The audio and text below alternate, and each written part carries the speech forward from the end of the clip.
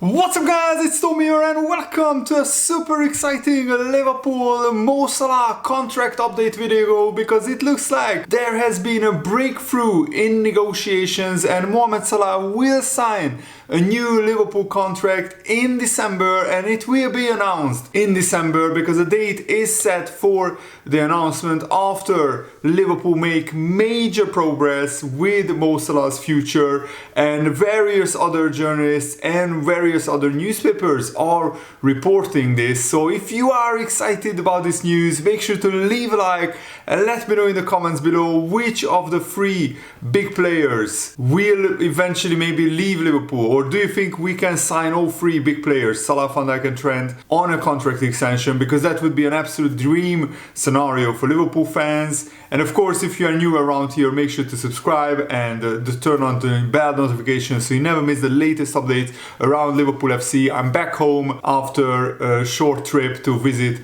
my father and my extended family. So the normal videos will resume from today, and Mo Salah is reportedly close to ending speculation over his future. This is what Will Pickford in the Daily Mail is reporting. And of course, Salah is one of the best players of Liverpool's history and in the Premier League. He already won 8 trophies with Liverpool. And Salah has dropped repeated hints over the recent months that he wants to stay, but that this could be his last season. And according to a Spanish outlet, MARCA, and a very reliable Spanish journalist, progress has been made over recent weeks and the situation has changed with Salah, who is entitled to speak to foreign clubs. The report claims from January 1st, the report claims that Liverpool's hierarchy have convinced Mo Salah to sign a fresh new contract, and there is even belief that everything could be signed before the end of the year, so before January. Salah is in the middle of a stunning campaign where he has 16 goals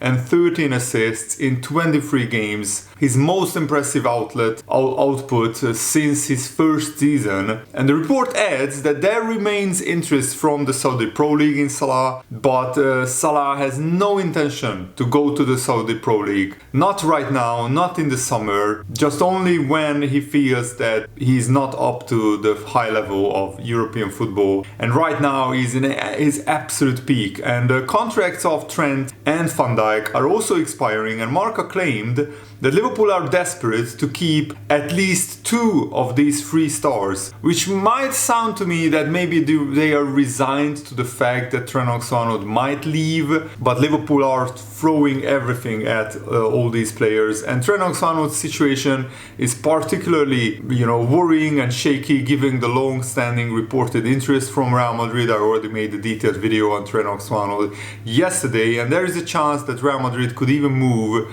for the right back in January, given their defensive injury problems, but I think that's very unlikely that Real Madrid would pay 40-50 million pounds for Trent Alexander-Arnold in January. And here are the numbers for the Premier League for Mo Salah's season: 13 goals and 9 assists, so 24 goal contributions in just 15 games, and he overshot his expected goals and expected assists by a lot, because he has 10.6 expected goals and 5.6 expected assists this season. And Drew Ross, another journalist, is reporting that Liverpool are close to agreeing on an extension with Mo Salah, and they have an overall objective for the free contract situation. So Jose Felix Diaz reported for the Spanish outlet Marca that Liverpool's objective is to at least keep 2 of these 3 big stars to continue at the club. Liverpool are set to offer some money far from the original consideration to get this done. So Liverpool are overextending themselves, trying to offer bigger contracts to Salah, Van Dijk and Trent Alexander-Arnold than they originally would have thought they needed to offer, because it's still cheaper to keep these big players at Liverpool than to let them go on a free transfer and sign a replacement for big transfer fee plus big wages. And this news leaves speculation about which two players are most likely to stay, with Salah close to agreeing a new deal. The remaining spot is between Van Dijk and Trent, but Van Dijk is very happy at Liverpool. He wants to stay, and I think it's just a matter of time before Van Dijk announces that he's staying at Liverpool and signs a new contract. But Real Madrid's interest in Trent Alexander-Arnold has been continually reported on this season. It remains to be seen which of the remaining two players will be prioritized in negotiations moving forward, but Liverpool must act quickly to guarantee the services of these big stars for next season, and that's why Liverpool are moving fast with Salah at the moment. They should have moved faster before, but maybe Liverpool wanted to see how Salah gets on this season. They wanted to see what level Van Dijk is at. And with Trent Alexander-Arnold, his level is never in question, but he's probably most likely to leave at this moment in time, from all the reports that I'm hearing. Matt Edison, another journalist, is reporting that Mo Salah's contract situation has completely changed as major new Liverpool claim emerged. So the Spanish newspaper MARCA says the new terms for Salah could be penned and signed before the end of the month, before December is over, because Mo Salah has been seduced into staying at Liverpool. That's what this report is saying. Salah is now close to remaining a Liverpool player for at least another season. Liverpool has since put an offer on the table for Salah's representatives to consider. The Athletic reported that now all three big players have been offered at least one contract offer, but probably multiple contract offers. And of course, getting Salah signed up to a new deal is obviously the right thing to do for Liverpool. It can't be at any cost, but he clearly wants to stay, and Liverpool need his goals and assists, and coming to an agreement should be possible as a result, though there will be a need to be a compromise. So Salah probably needs to lower his wage demands, and Liverpool need to up their wage offer, but that is already happening as per this report. And I'm really happy that it looks like there has been a breakthrough in negotiations. So Felix Diaz reported that Liverpool's main goal is to tie down at least two of these three big stars, and for that reason they are offering an amount of money that they have never had in their calculations. So Liverpool are trying everything, going above and beyond their original offers to tie down all of the three big stars. So what do you think about this report? Do you think that this is great news? I think personally it's great news, and Liverpool needs stability in this title race, because Man City absolutely collapsed and threw away a 1-goal lead after 87 minutes. Man City were 1-0 up, and they still lost the Manchester derby to Man United. Absolutely glorious scenes. I watched the game and on extended highlights without knowing the results, and I was absolutely delighted with that, to be honest. Chelsea won against Brentford as usual, and Chelsea should beat Brentford at home. They are now only 2 points behind Liverpool, with Liverpool having a game in hand. But Chelsea's defense is not as good as Liverpool's defense, so hopefully when Liverpool's defensive injuries get better and they come back, Tsimikas, Konate, Conor Bradley, when they come back, hopefully Liverpool can again build a bigger gap towards Chelsea. But there is still so many games to play for Liverpool to be considered like title champions, but at the moment Liverpool are still favourites. And Chelsea being our closest title rivals, I mean, who would have guessed? Absolutely nobody predicted that the two main title chasers this season, two main title contenders, will be Chelsea and Liverpool. Absolutely nobody. Maybe people predicted Chelsea to be up there or Liverpool, but for them to be up there, and Arsenal and Man City, the two favorites for the title, to be nowhere near title challengers this season, has been absolutely remarkable and shocking and surprising. Man City need 2.86 points per game on average to just reach 90 points, and Arsenal need 2.74 points per game on average to reach 90 points for the rest of the season. So basically both Man City and Arsenal need to be almost perfect to actually have even a chance to win the title. I mean, Man City, if they win all of their games, they can only get to 93 points. And that's absolutely shocking and remarkable, and I'm really here for it. I'm really happy about it. I think Arsenal and Man City realistically are out of the title race at the moment because of their form. But of course, if Liverpool continue dropping points, which is a possibility, Tottenham is our next game away from home, and that's a very, very tough game. Even though Tottenham are in mid-table, they still have firepower. They beat Southampton 5-0. And Dermot Gallagher, basically, he's on a referee watch at Sky Sports, and he doesn't like Liverpool. So for him to say that Andy Robertson shouldn't have had a red card is remarkable. He said, "I've had a lot of chances to look at this incident again, and I did not think it was a red card at the time. And I still do not. Robertson miscontrols the ball, and Wolves nicks the ball. Is he in control of the ball? No. Is he going to gain control of the ball? It's doubtful, as the Liverpool player is going to get there first.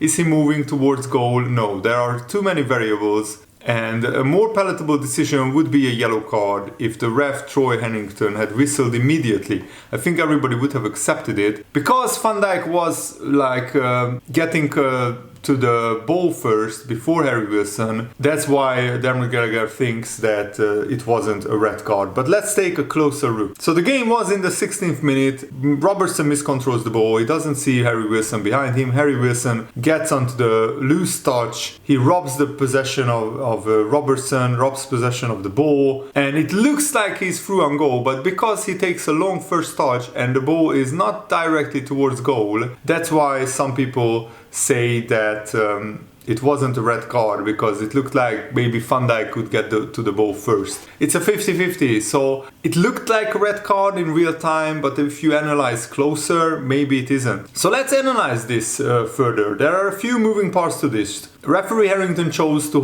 hold his whistle and allow Raul Jimenez to take the shot. This isn't the same as actively playing an advantage, as that shouldn't happen on a red card offense. However, the referee can pause for a short time if there is an immediate scoring chance. If Jimenez had found the back of the net, Robertson would have only been booked. Since Jimenez missed, the danger of the goal scoring opportunity remains active because the offense belongs to the player Wilson rather than Fulham as a collective. So Liverpool were reduced to 10 men because Jimenez didn't score. There was no question about the foul by Robertson, and perhaps it was because of that, coupled with Wilson's position in a central area of the pitch, that made Harrington and the Anfield team should make sure that this was a danger of a goal scoring opportunity offense. The simple view of the incident at the time of the foul suggests a clear goal scoring opportunity, and for that reason many will support the red card, yet there was more doubt once the whole picture comes into play. As you can see, the only box that was definitely ticked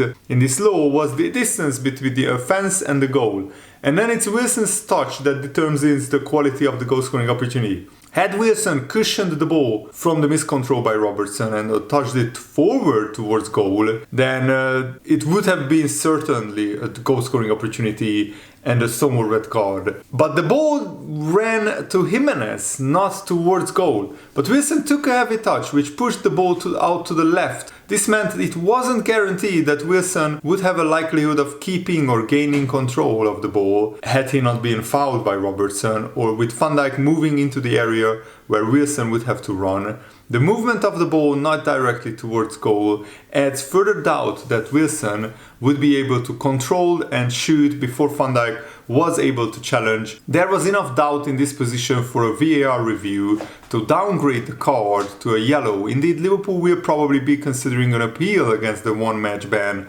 that rules Robertson out of the League Cup quarter-final against Southampton on Wednesday. I don't think Robertson should have played in the League Cup quarter-final anyway, because we have a big game on the weekend, and Tsimikas is still not fit, he's still injured, so Robertson needs to be rested against Southampton anyway. But here you can see the following picture where basically the ball is running towards Jimenez and not towards goal. So if Robertson doesn't foul Wilson, then Wilson wouldn't have ran clearly through on goal. I think it's a really interesting 50-50. The big question is, so did Stuart Atwell, the VAR referee, come to the decision to stick with the on-field call? VAR interventions of highly subjective decisions like these goal scoring opportunities are rare. Indeed, Saliba's red card for Arsenal against Bournemouth this season was the first involvement by the VAR since 2022, but that doesn't mean interventions aren't being missed. The VAR's failure to intervene to advise a red card for Aston Villa's Ian Maatsen after he brought down Crystal Palace forward Ismail Assar last month is the only lodged error relating to the danger of a goal scoring opportunity foul this season. Sarr was fouled in a similar area of the pitch, maybe slightly wider, but unlike Robertson, he had played the ball towards goal. Perhaps the VAR was distracted from the necessary assessment of the scoring chance for Wilson by an unnecessary possible offside, of course, which would have cancelled the foul offense, because if Wilson was offside, then the whole thing didn't matter. But this was also a very subjective analysis, and if the VAR is leaving these on the field, then placing the offside lines was a waste of time. Wilson wasn't close to Robertson when he miscontrolled the ball, and as such, even if he had been offside, he couldn't really be deemed to be challenging or influencing an opponent. Robertson's mistake wasn't caused by any pressure from Wilson, so the offside phase was reset at this point. Had Wilson been offside and the red card cancelled, then it itself would have been highly controversial. That's actually a very good point, because Robertson deliberately controlled the ball, so then it doesn't matter whether Wilson is offside or not. It's a new phase of play. So basically the verdict is it's a harsh red card for Robertson, as there has to be doubt that Wilson would have a clear goal scoring opportunity because of his touch, and that Robertson's challenge was very clearly a foul, and in a central position probably influences opinion on this danger of a goal scoring opportunity, and the direction of the ball and the presence of Van Dijk made it a tough sell in low. But in terms of what it felt right, footballing wise, it felt right for Robertson to get a red card, because Wilson was so close to goal. Yes, he wasn't maybe in control of the ball because of his loose first touch, but still it felt like a red card offense to me. But it's actually interesting, and that's why I wanted to share it with you guys, that in terms of the law, it wasn't a stonewall red card. It was more of a 50-50 decision down to interpretation of the law. So let me know what they think. Was Robertson's card a red card or not? Let me know in the comments below. And also let's look at the Diop foul on Robertson. So Robertson was absolutely kicked by Diop in the knee in the first minute of the game, and some people said that this should have been a red card. But the yellow card stands despite an offside flag before against Cody Gakpo, because it's a reckless challenge rather than a caution related to the specific phase of play. So Diop was stepping in to try to clear the ball. He didn't make heavy contact on Robertson, so the yellow card is an acceptable decision. But this Pereira foul on Gravenberch, and Pereira, remember, after this he scored a goal for Fulham, and I think this should have been a red card, because Pereira, as you can see, his leg is nowhere near the ball. The ball is a good 1.5-2 yards ahead of Pereira's leg, and Pereira just stomps on Gravenberch's back of his leg, potentially could have been a season-ending injury for Gravenberch, and it should have been a red card. And Pereira had far less force in the contact, so maybe a yellow card was probably an acceptable outcome. That's what this journalist comes to a conclusion. Yes, but it's still a dangerous tackle. It's still endangering an opponent's safety, and in my view, the law says that should be a red card. But let me know, what do you think in the comments below. I would love to hear it, and I'm so glad to be back home recording videos for you guys. I'm already in the process of recording a Liverpool career mode episode for you guys, and my best friend is coming over to record more career mode footage for you guys. So a Schalke career mode is going to start maybe during the Christmas or New Year period. I'm really looking forward to that as well. Thanks for watching, guys. Have a nice day. See you later. Goodbye.